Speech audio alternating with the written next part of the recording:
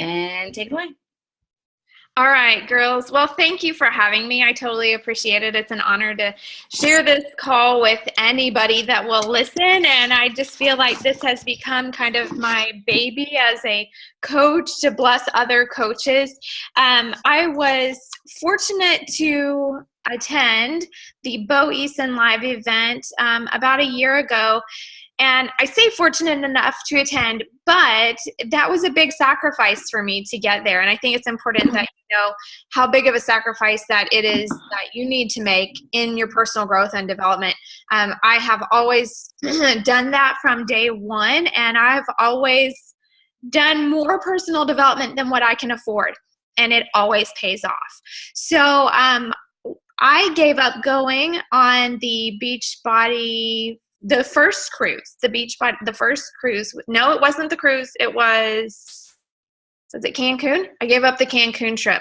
So that was my first trip that I had earned as an elite coach. And so I knew, I'm just thinking, oh, they're going to have like embroidered beach towels and they're going to have this and that. And I'm not going to have any of it because I hit elite and I worked so hard. And now I'm going to go to this Bo Eason thing and it better be good. And so I got there on that Friday night, a little on the grouchy side, because I'm thinking, I don't know anybody here. I'm staying with 3 people in a hotel room that I don't know. And I was not in a good place on that Friday night, and so I'm thinking this better be worth my weekend. And by that Sunday when we left, I was literally in tears as I walked out the door. And there was they had a person working with them that was filming and kind of getting people's reactions as they were leaving. And he asked if I wanted to talk to him. I'm like, no, I don't want to talk to you because I'm all snotty and a wreck. But it was with much mixed emotion that I left because I wanted more, but it was a very emotional and hardworking weekend. If you're a pro, and we are pros, okay? Amateurs expect that something is going to be given to them for nothing. Pros know that they have to work for what they want. You have to work for your story. You have to work to create your story. You have to work to put it together. You have to work to eloquently learn how to share your story. And just so you guys, let's see, if you will, mute yourselves just so that she's got a good, clean recording for other people. But I just feel like this is going to be a working call. Putting it out there right now. This is not a call where you're going to sit and take a bunch of notes and then potentially pick one thing later and apply it. You're going to be getting your fingers messy and you're going to be getting dirty tonight on the call. And I mentioned the snot, and I keep tissues right here. If I could pass them all out to you, I would, but you may need them on your own. And that's something that I do want to talk about right out of the gate. You need to go toward the emotion. Okay. So the very best way that I can explain it to you is, did you feel any emotional connection to me when Kelly was reading off my stats and Traci is this and Traci is that? Not really. I mean, it's great. And maybe you thought, well, that'd be nice. I wonder what she did to get there. I bet I could do that if only I had a this or a that or whatever. But when I start my story, I don't start with, hi, I'm Traci, I'm a mom of 4, and I'm a Beachbody coach, and I've hit elite 2 times, and I like to cook and swim and go to the spa. My story starts with when I was 4 years old. I stood at the glass door with my chubby little fingers pressed up against the glass, and I wanted out. My little brother was outside playing in the leaves, and I got sent in, and I was stuck, and I wanted out bad. Fast forward 30 years later, and I was inside being punished for the same thing that I had done 30 years before, and I wanted out. I wanted out so bad. Do you want to know more about my story at that point? Yeah. That's how you share a story. You've got to go straight to the emotion.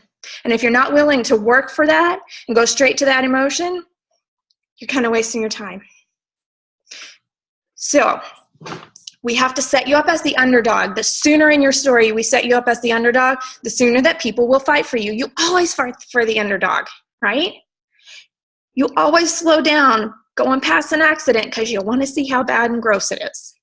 We do. It's just human nature, you know? So like at the Boeisen event, you know, there's people standing up on stage in front of 200 others that we've never seen before, you know, saying that whatever it was, you know, maybe one person had been raped and we're all like cheering them on. And Boeisen's like, yeah, that's going to make for a great story. And then there are other people like myself where, you know, I walked in that weekend and I didn't feel like I had much of a story. You know, I'm pretty thankful and in a good place for where I am, but we all have a story. You have a story, and it's not a Beachbody transformation story. It's the story of you and how freaking cool and amazing you are because you have gotten to this point on a Sunday night in 2016. Like, you had to do something to get here, man. It's true. And so those are the things that we want to find, and we want to celebrate you and see what it is that you've had to overcome to become you on this night in 2016. Okay, so we are going to dig right in and just get to work. Now, did I have you guys put together a couple lists? I can't remember, Kelly. There was a spur of people that I offered to do calls for. No, okay. So what you're going to do, have a clean sheet of paper and pen or pencil handy. Probably a pencil is better. We're going to do some writing. And you're going to do 3 fairly quick exercises for me. And the first one, I'm going to have you number from 1 to 10, page 1 to 10. And you are going to write out top 10 coolest things about you. And these are not like, I've got great hair, or I pick out really good lip colors. You know, these are things like, I was the first person in my family to graduate from college. I was a student exchange, you know, kid in high school. I ran a 5K. Whatever. These are a bit more action based, okay? And I don't want you to feel like your things are too small, because they're not. Somebody on this planet thinks they're really cool.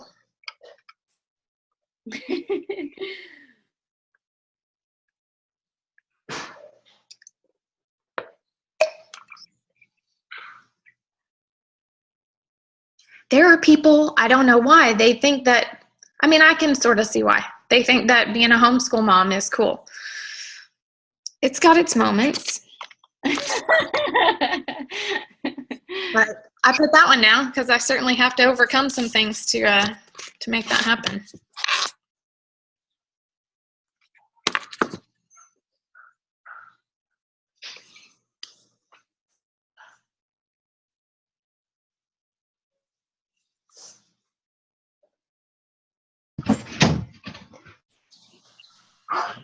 My internet connection locked up. I couldn't hear. What are we supposed to be writing?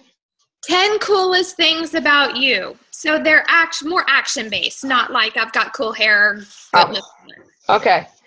And they can be big or small. It doesn't matter. Okay.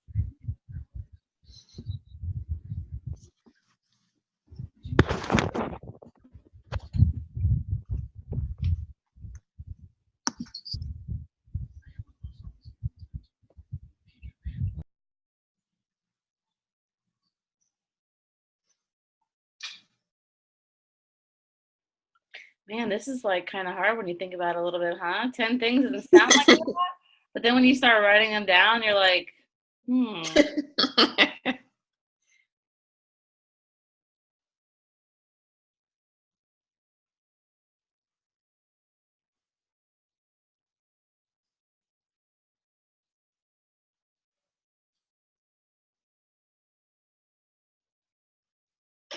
1 more minute.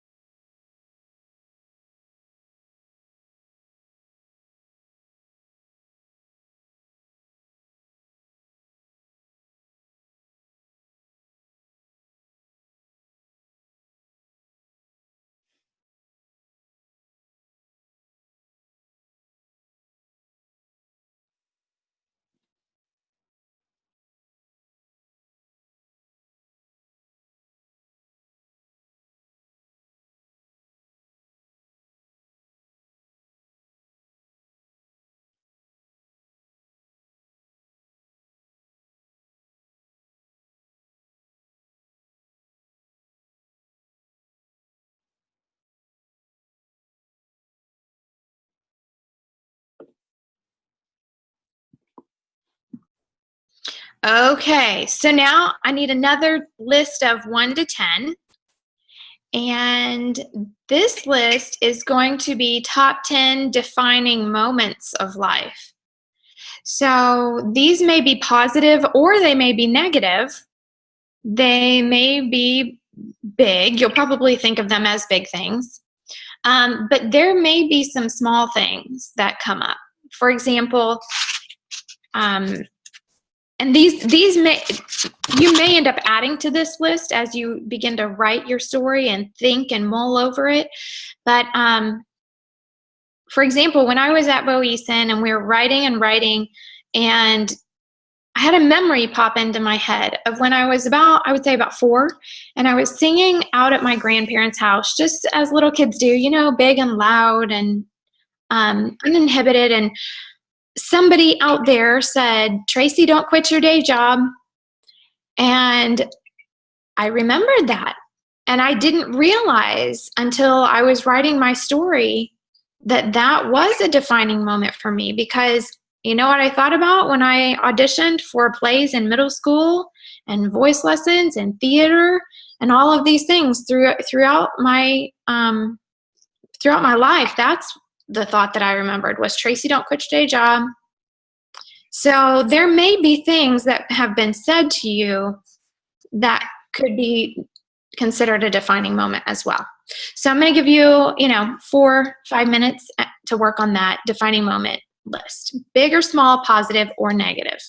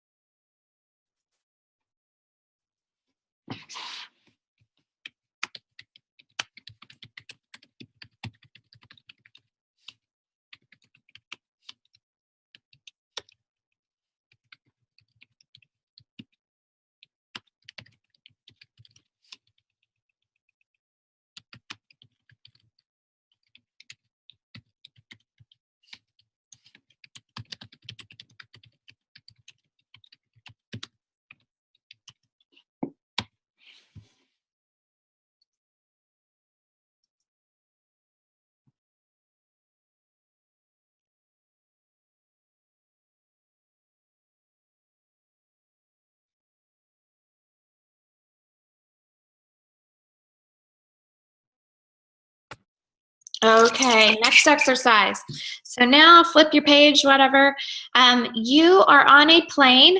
It's going down. You've got 30 seconds to share with your family, your loved ones, your friends, 3 things besides I love you.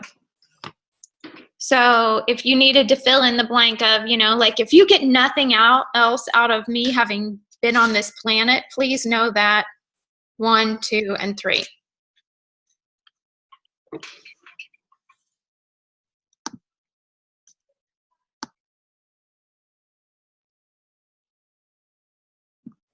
This is something also that, you may end up changing. It's not set in stone for tonight.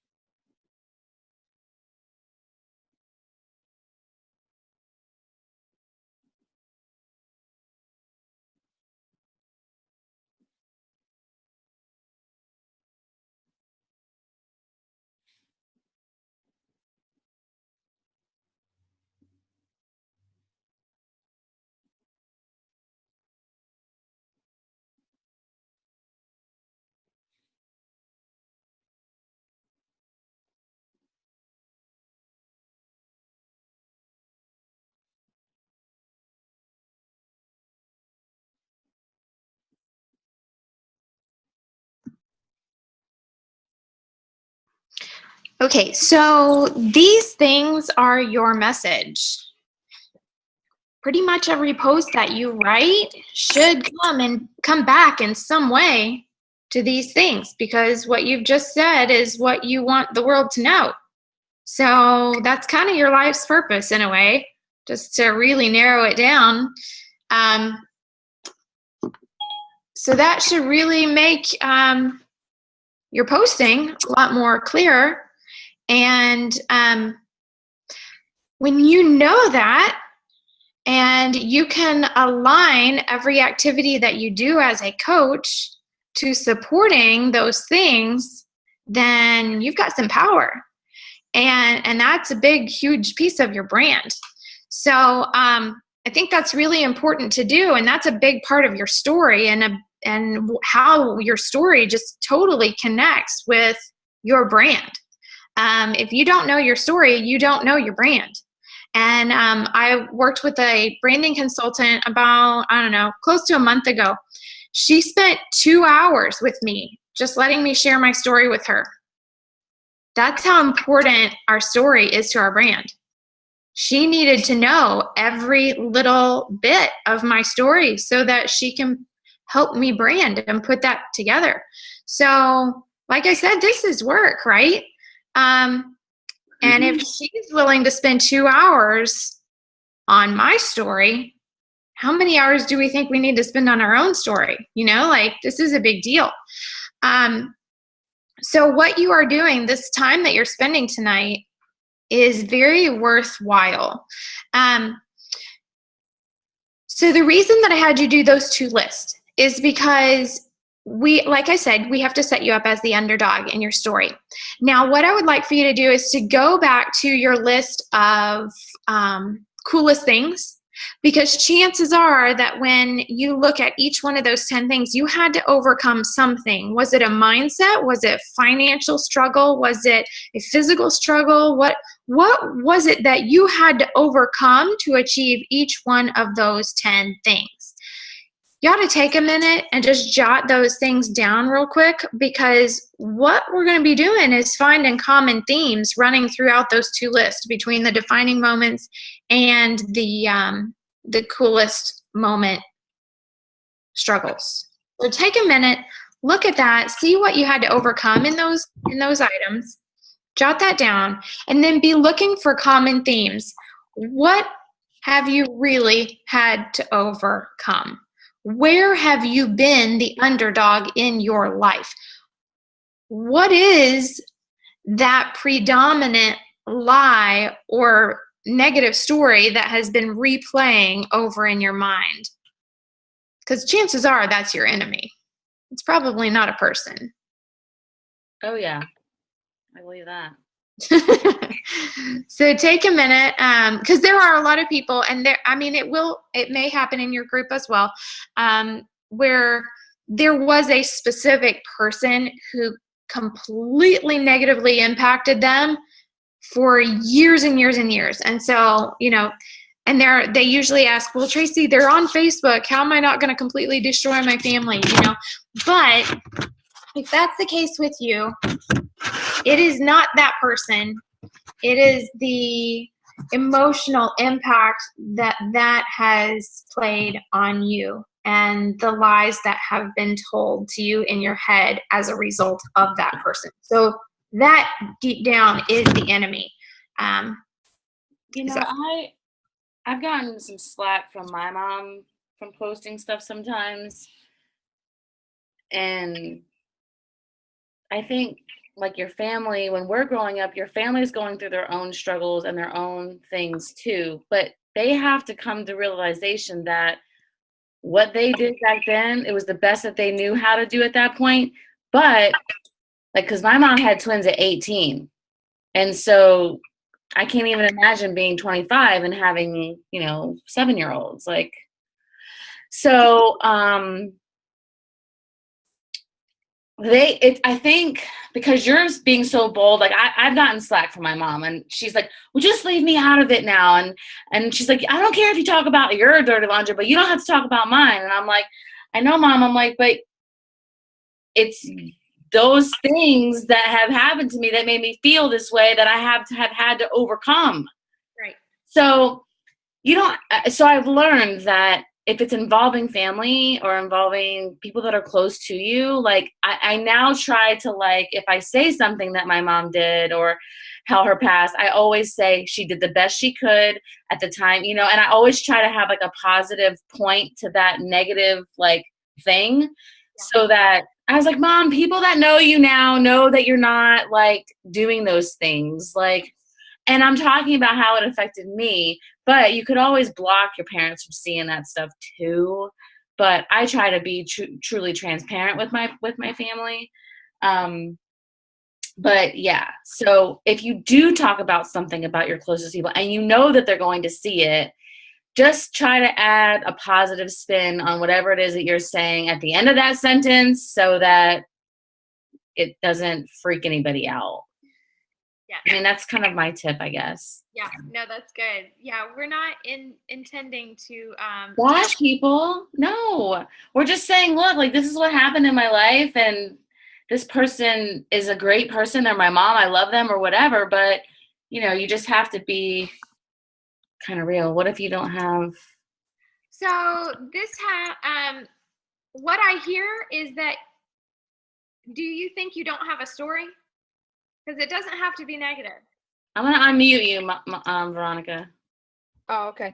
I get most of, can you hear me? Because it keeps freezing up. Yeah. Okay, no, I saw Kelly's eyelashes go. Okay, now I'm good. Most of the slack I get now is because people think my life has been too easy. So when I post about me losing the weight and whatever, they're like, oh, but you were skinny for most of your life. one of my APs, who's one of my closest friends, made this joke, and he went to become a principal. He came back to my school, and he was, he's on my Fit page, and he likes my posts. But he actually made the comment in front of a bunch of people, "Oh, what's this finally fit? What was it? Fit for 30 years, fat for 4, and then fit again." So I'm getting the negativity now because I didn't have much to overcome before now. So I struggle with, like, but I do like that you said it doesn't have to be negative, but I also don't want it to sound like I'm bragging when my life was awesome. I'm sorry, I liked my life. I had a good life. I still do. So, I don't have your whole story yet, so it's hard to pinpoint quite yet. Yeah. But I have worked with people where, like, let's take your 4 years out, okay? And you're just like, I've had a great life. Yeah. What do I do with that? Typically, people find that when they've had a great life, there's a glass ceiling there that is self-imposed, that they find that they're not pushing beyond. Yeah. Because everything's been great, and now you've hit this period of where you're finding that there is almost a negative connotation to having a great life. Mm-hmm. And so now that is becoming a struggle to overcome. And sometimes we are still in the midst of these struggles. Now, if you are still in the midst of a struggle that is painful and you're not healed from, then you may choose to not completely share all about that struggle. It sounds like this one would be a situation where you could share about that piece of struggle and it's not going to break you. You know what I mean? Yeah. But yeah, that would be my recommendation, where just look more inward versus outward for where that struggle is. And chances are it's been some type of mindset or limitation. Yeah. And I feel like you could actually talk to people that have had a good life that maybe just want more freedom. They want more time with their family so that they can really enjoy their life more so, because maybe they do have a job that they like or that they're kind of okay at, so you could still use the fact that you had a good life, but you're just choosing to enhance it and make it better by this opportunity, Well, and there's so many people that really don't realize how much they can give. Like they're fine and they're content. I've got one coach on my team now who had struggled to figure out what her why was, because she's got a great life. She's got an inheritance from a father that passed away. Like financially, she's set. There's nothing she needs to do. She's got a great career, good family. But then when she realized, oh yeah, you mean I could like build an orphanage? Then kind of the skies opened up for her, and she realized there is more. I can do more on this planet and have a bigger imprint. So anyway, it's a little bit off topic there, but the point is that you may very well have a niche of people that have the good life that want to contribute more, whatever. Okay. So now what we need to do is we get to start writing. And we're not going to finish tonight, but don't worry. I will, what time do you have? I forget if you had told me. How long you usually go? It doesn't matter. I mean, okay. I have the unlimited Zoom, so. Okay. So what we're going to do, I am going to set the timer for 7 minutes, and you get to just write. And it's not going to be full, of like erasing the correct words or anything like that. You're just dumping your brain on paper. Now, this is probably going to start when you were younger, because those defining moments, some of them happened back in the day, okay? And you may find that you have more than one story. For example, I have one story that is Tracy, the mom who overcame obsessive-compulsive postpartum issues. Then I've got Tracy, the young woman who left an abusive marriage. Those are completely different stories that I share at different times to different audiences. You may find that you've got more than one story, and that's okay. It doesn't all have to be in the 7 minutes. you'll want to kind of pick what you feel like may connect with your audience the most for right now. And they may tie together, they may not. The point is to just get writing and to just start getting some thoughts on paper and getting emotion on paper, right? So if you need your tissues, grab your tissues. If you want to turn off your video so that we don't see you, I don't care. But what I would just to, as an easy way to get you started, if you want to fill in the blank of when I was and then put how old you were and just start writing your story, you know, like this is life story. And then we'll check back in 7 minutes. Ready, set, go.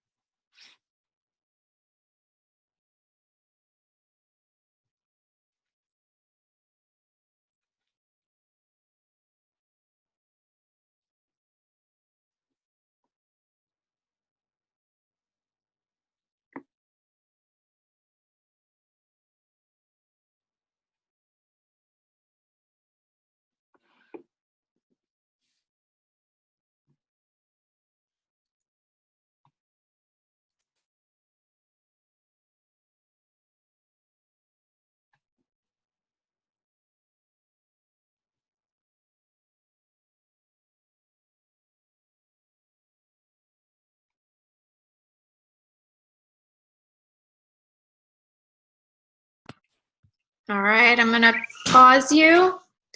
And it doesn't matter if you didn't get all the way through, that's okay. If you feel like you did get all the way through, chances are you need to go a little bit deeper and put more emotion. Like I said, the emotion is the key. That's the key. So what we're going to do now, I'm going to take you through one more session of 7 minutes, and then I'm going to give you some follow-up steps, okay, so that you can finish up. This time, as you do your 7 minutes, you're going to completely start over, like fresh. And it's going to be the same story, so you'll start in the same place. But this time, you're going to be writing from somebody else's perspective. So, Kelly, like it sounds like your mom would be a great option for you to write your story from her perspective. So, when Kelly was this young, see what I'm saying? Like, it's going to be the same story you just wrote, but it's going to be from somebody else's perspective that has been with you. It doesn't necessarily mean physically present in every moment, but usually it's a parent, could be a sibling, even a pet. God would work, but it will be surprised. I think it's usually surprising how many different emotions arise as a result of thinking about it from somebody else's perspective. And you may even think of some different memories that pop up, and you can just jot those things down off to the side and then figure out how those pieces all play in later on. So, ready, set, go.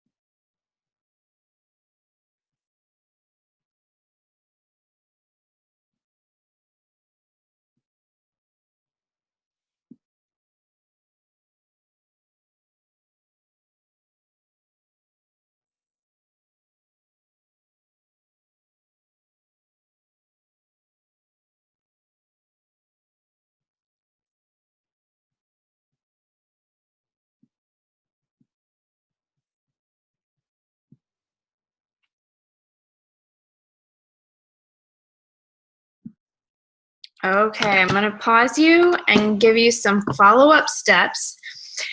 What you'll want to do, of course, with these 2 stories is to go back to those, finish them out. The next piece is a third 7 minutes, okay? And this third 7 minutes will be written as a fairy tale. So yet again, you'll be thinking a little bit differently as you go through your story, but that would be your next step, okay? And I would allow probably another hour for you guys. And really what I would suggest for you as a team is to get back on a call, just those of you who are on the call tonight, and do this together, because it can be really, really powerful. What I do with my team, especially new coaches, is I'll get new coaches on in a small group and walk them through these exercises. And that group of coaches gets to know each other in a way that they would not have otherwise. And when we did this, you know, since I went to the training and came back and we were kind of doing it in larger groups all at once, you know, it was just like, oh my gosh, I feel like I know my team now, you know, in a much deeper way. And it was really, really cool. So now, once you have those done, you've got your 3 7-minute stories, essentially. You'll go back to your original one, because that's the most like normal, if you will, and see, based on having done it a second and third time, see if there's ways that you want to tweak that first one, see if you want to add anything, take anything out. And then what you're going to need to do is to what I call tidy up the end. How mine works, it's kind of a template, if you will. I've got my powerful opening, okay? And then I've basically got the story, okay? Then at the end is where I've got basically like the plane going down, the life's mission. If you get nothing else out of my story, please know that. There you go. And then you have your call to action. So that way, you can kind of use that format for your posts, you know, whether it's if it's your Sunday night coaching post or transformation post, have that powerful beginning, then your story, then your, if you get nothing else out of this, then your call to action. And so it's another way to tie everything together to your social media. But the tidying up piece, hold on. Oh, why? Okay, yeah, I'll tell you in a second. So then the very end, you've got your message, and it doesn't always have to be 3 things, right? That's just whatever is appropriate for your audience at that time. Here's my message at the end after my story, and then here's my call to action. You guys can do that. The most important piece, though, is when you guys get back on video together and you actually share your story. It's not going to take you 7 minutes for each person to share it. That's just how much time it takes to write. But I usually have people try and share it in about 3 minutes. At Boeson, we had to find a stranger in the auditorium, go share our story in 3 minutes. Had to find another stranger, go share our story in 3 minutes. Find another stranger, share it in 2 minutes. Find another stranger, share it in 1 minute. Then stand up on the stage in front of all the strangers and share your story in one powerful statement. And so if we had to do that, I know you can do that little, you know, just the one time, sharing it in 3 minutes among the people that already love and support and trust you. So that piece, here's how you're going to know what your opening statement or question potentially could and should be. The moment that your voice starts to crack and your voice, you know, starts to waver and the eyes well up with tears, that's the moment that you speak about first. You go straight to the emotion. And if you've had any wonder about where am I actually going to start my statement, Traci started hers with when I was a little girl with her fingers pressed against the glass. That doesn't matter. When you, and so that's why when I'm saying, when you guys share your story verbally in the group, just don't look at your paper. Like, you should not have to read it. It's your story. It's your life. You know what happened to you. So no reading your notes. Just start sharing from your heart. When I was.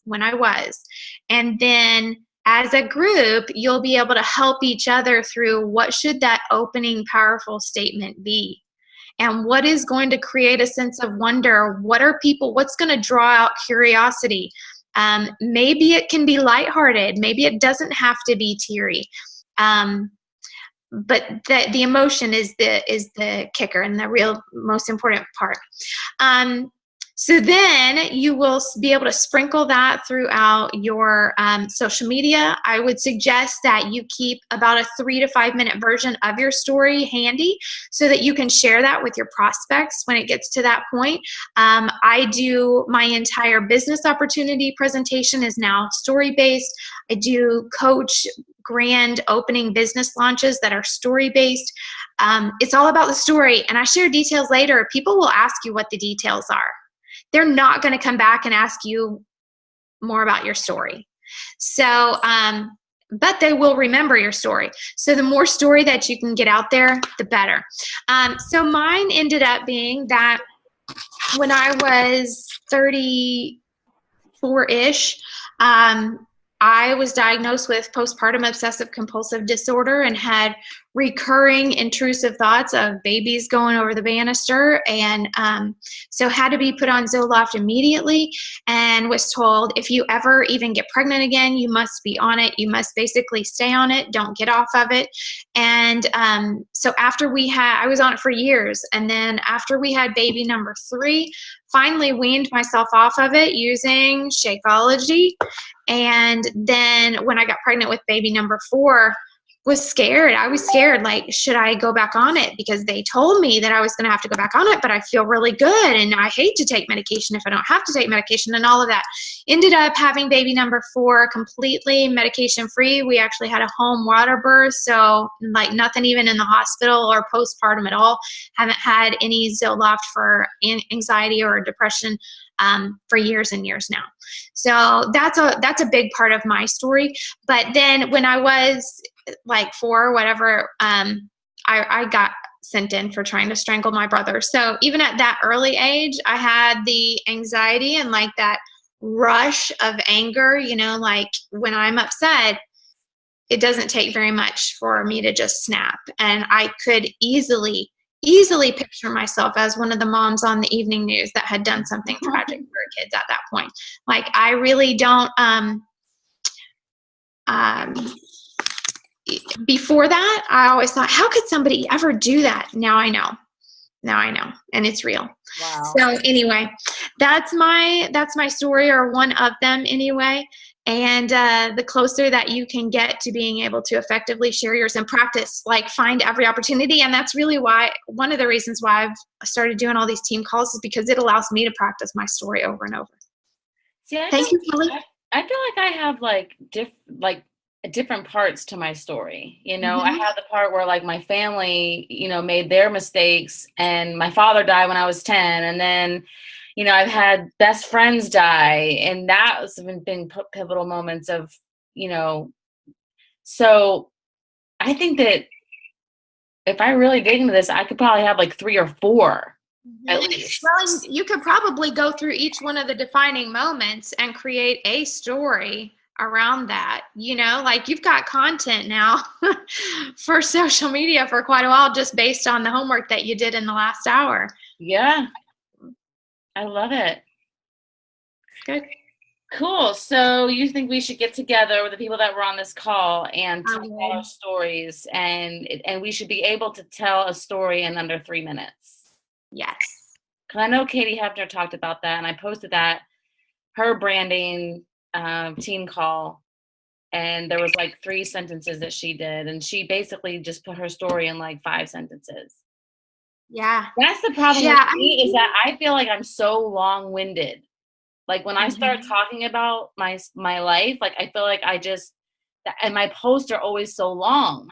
And I want to be able to, like you said, I want to be able to tell my story in the shortest amount of words with the most impact. That's hard. It is hard. It's hard. Well, and I think there's different times for different things, you know, like I have a 20-minute version of my story. So there are people that want more. They want to know more because they really identify with it, you know, like if you're speaking with somebody that is your specific niche and they're totally connecting with you, then it's very likely that they would want to hear more of your story. So I've got, you know, a longer one, and then I've got a short one. And the good thing about when I now do live business opportunity presentations for the team, their friends are not coming to hear my story. They want to know my coaches' stories, right? So what I will say at the end of my team call then is to say, my coaches are going to be messaging you their story. And because you came here to learn more about their story, not mine.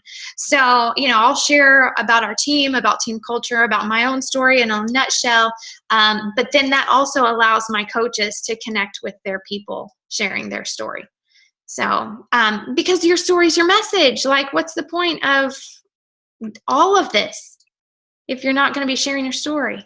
Right, because then you're not relatable. People don't know you. All they're going to see is that you're working out and you're drinking Shakeology, but that's not who we are. Right. That's just something that's benefited our life to help us through our story. Right. So if you're not breadcrumbing your story and you're not putting it out there, then they're tired of seeing you posting about your workout. They don't want to see it anymore. They want to know why you're doing that every day. Why are you moving every single day? Why is it important to you? Right. Yeah. Yeah. Because stories sell in this business. Facts, people don't, like you said in the beginning, like people don't have no idea what elite means. You know, they don't know, like, as far as like the business stuff. But I mean, we have the power of social media to be so vulnerable. And I know that that's hard sometimes, you know, because of fear. But it's like that one person that might have something to say. For instance, I posted my story. Part of my story was a bad car accident I was in. And I started off saying, this is a day that I'll never forget, a day that I almost lost my life and an unfortunate soul did. People are going to want to know what happened. What happened on that day, you know? And so I didn't talk anything about Beachbody. I just said that God had a plan. He always has a plan. And that day I was supposed to be taken out. That was the devil's plan, but that's not what God had. So you always can talk about your faith or whatever it is on that story and turn it around as something that you're using to touch somebody else. You know, and that's truly the power of inspiration. I mean, you want to add value and you want to be an inspiration to somebody. You don't want to be on social media trying to be perfect, because we're not. And people don't want to see perfect. They want to see real, raw, and truthful, and honest. Mm-hmm. So I'm excited. That was some really awesome stuff. I told you you'd have to work. Hey, I'm all about working. Awesome. Well, thank you. Does anybody have any questions real quick before? Oh, yeah. You did tell us a story about why you weren't allowed outside. Yeah. Okay. Is everybody good? Yeah? Cool. Well, thank you so much. Absolutely, my pleasure. I'll keep you posted on our stories. Sounds good. Follow-up questions are welcome. Talk to y'all later. Have a good night. Thanks, Tracy. Bye.